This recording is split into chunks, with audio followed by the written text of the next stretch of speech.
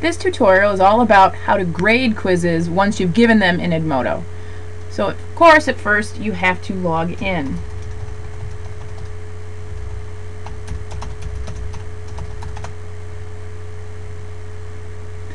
And once you log in, you'll be taken to your home screen.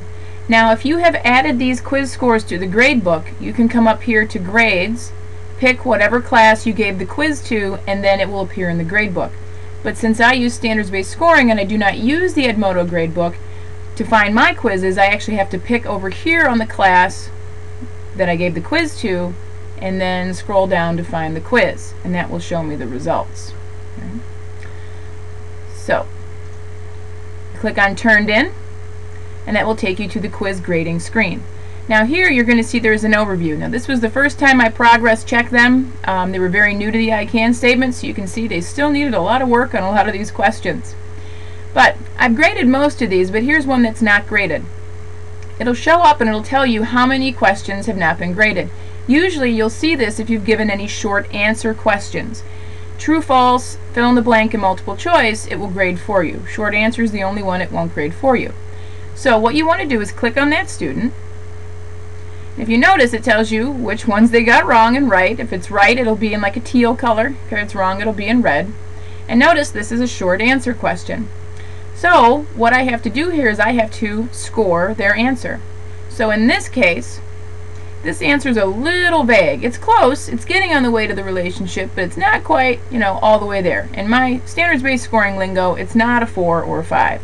So they don't give you a partially correct option here. Unfortunately, it's just correct or incorrect. So I have to mark incorrect. But if you tell the students, look, if it's incorrect, it doesn't mean it's all wrong all the time, they usually understand that. But the coolest thing about Edmodo is it has this little comments feature at the bottom, so you can actually type in effective feedback. So he said the relationship between a community and an ecosystem is like, and he said they both have a group of people or a group of something else in them. So he knew that one was larger than the other. But what he didn't get was that ecosystems include abiotic factors and communities do not. So in the comments I would say this is a good start. However, it is not a specific analogy. Can you give me a specific object or thing that is like the relationship? Also, what about the fact that ecosystems include abiotic factors? When I am giving feedback, I like to give them questions to think about rather than telling them this is wrong, this is right. But I also like to kind of lead them to where they should be going. Again, good feedback helps the learner figure out where they need to go next with their learning and how to fix it. So there's no saving that comment or anything. Once you type it in, they will see it when they click on their quiz results.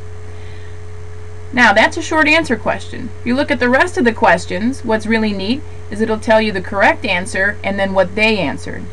Now if you write your multiple choice questions in such a way that the wrong answers tell you about where they are in their learning, this can be very effective feedback for you as a teacher to figure out what you need to do next with that student. Okay, so again, these are all multiple choice. But the cool thing is you can actually leave comments here and actually on a multiple choice question and tell them, hey, maybe you chose this because, and again give them effective feedback to help them fix their knowledge.